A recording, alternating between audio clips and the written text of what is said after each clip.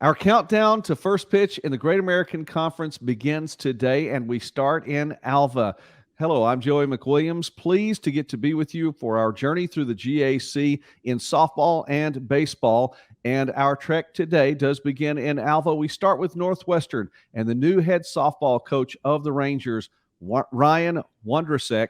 And Coach, it's a privilege not only to get to visit with you, but also to get to have you back in the state of Oklahoma. Welcome to the GAC and welcome to Alva. How did you get here to the GAC?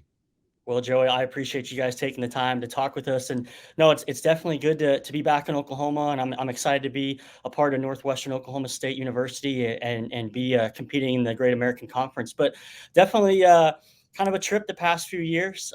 So prior to Northwestern Oklahoma State, I was the head softball coach at Seward County Community College, which is about 2 hours west of here in Liberal, Kansas.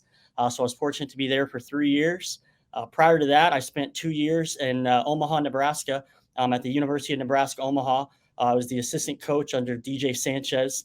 And then prior to that, we were actually both at St. Gregory's University, formerly St. Gregory's University, in Shawnee, Oklahoma. Coach Sanchez was there, and I was an assistant under her there. We had some great success there for 4 years, and so it's definitely, I'm excited to kind of be back in Oklahoma. I'm from Norman originally, so it's good to kind of be back in the state and kind of be back in an area that I'm very familiar with.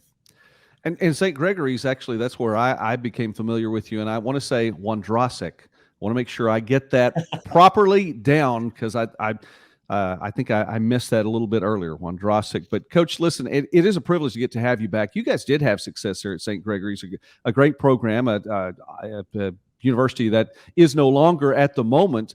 But you are in a place where there is opportunity here in the Great American Conference in a softball league that I believe gets better every single year, and there's a lot of growth here. And so you have your work cut out for you, as the team is picked to finish 12th according to the preseason coaches poll.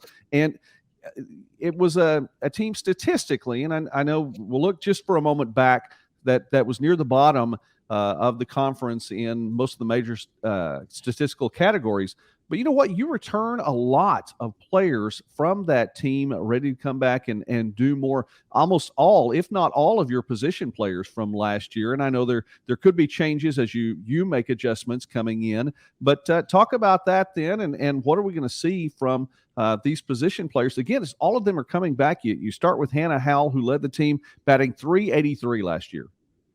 Yeah, so we were very fortunate. We had a large number of the roster kind of come back and transition with us into the new staff here, and so I definitely think that allows us to kind of get some veteran experience. It's one thing, especially as you kind of transition into the college ranks. It's the game speeds up, and so it's tough to really practice it until you've kind of been in there. And so it's exciting to kind of get a large group that's been in the GAC and they've experienced it, so they kind of have a better idea of kind of what's coming here in the next few months. And so I think now sprinkle that in with 5 to 7 junior college transfers, a couple other transfers, and a freshman that we add to the mix. And I think we'll kind of be able to have a well-rounded group that we can kind of take into our preseason play. And then hopefully, like I said, kind of get on the right track and be playing our best softball once we get into GAC play, which actually sneaks up on us pretty quick at the end of February. So yes, it does. It gets here pretty quickly. We're speaking with Coach Ryan Wondrasek from Northwestern. And Coach, with those position players coming back, so many players, a nice mix as you talked about that. Let me ask you really quickly, you've coached at the junior college level as well.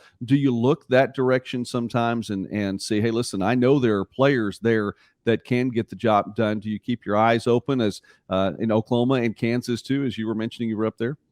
Oh, definitely. I think that's something that we always did back in our days in St. Gregory's. We were always very cognizant of the talent at the junior college level, so we really tried to recruit into the junior college level. And even as we transitioned to the Division I at Nebraska Omaha, we always had a couple of junior college kids, and so obviously I was fortunate enough to be there as a head coach for 3 years. So I really allowed me to kind of create some more deeper connections. It's going to, I think, help us on the recruiting side of things moving forward. But I definitely think junior college is definitely sometimes an overlooked talent pool, because again, you have kids that have been highly competitive for 2 years and they've been in the trenches and they've been grinding for 2 years, and it's definitely an untapped market, especially if you kind of know where to go and know who to talk to and find some really quality softball players that can help you out right away. So that's definitely something that, we added some this year, and as we kind of progress forward here, we'll always kind of have a junior college flavor moving forward. Well, that is interesting to know too, and I'm sure you do know all the proper paths from your different coaching at so many different levels. You're talking about coaching at the NAI level, of course, Division II right now, Division I level, junior college level. What a wealth of experience. High school as well. I mean, my goodness, Coach, you don't look that old. You don't look like you've been able to get all those places in, but that's cool, and we get to have those avenues to work with. I think that's fantastic. We talked about Hannah Howell and what she did as a position player, but she was also in the circle as well for Northwestern, along with Hannah Scoggin last year too. Talk about who's going to be filling that role for you this year.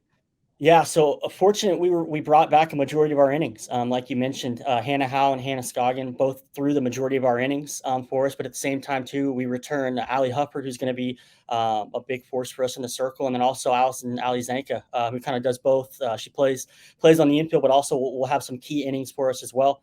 We've also got Cameron Ryer that's going to be in the mix. As well as Victoria Vasquez also. So we have a lot of arms that give us a lot of options, but we were definitely fortunate between obviously Hannah Howell, who was an all GAC honorable mention last year, and Hannah Scoggin, who threw a lot of consistent, considerable innings for us. I think kind of match them up and kind of retool our defense a little bit. I think it's going to allow them to really kind of set some new heights for themselves in the circle and really help us be competitive. You were talking about the GAC schedule, and it does get underway. It can sneak up on you if you let it, but I know there's a lot of softball to be played prior to that. And you start the season off in Lubbock, Texas. You get a good opportunity, I'm sure, to get to see what you have as a team there. Some games, non-conference look there, and then of course 3 double headers at home. Nice to get an opportunity for your home crowd to come out and see what the Rangers will look like this season before GAC schedule gets underway. Talk about the opening to your year.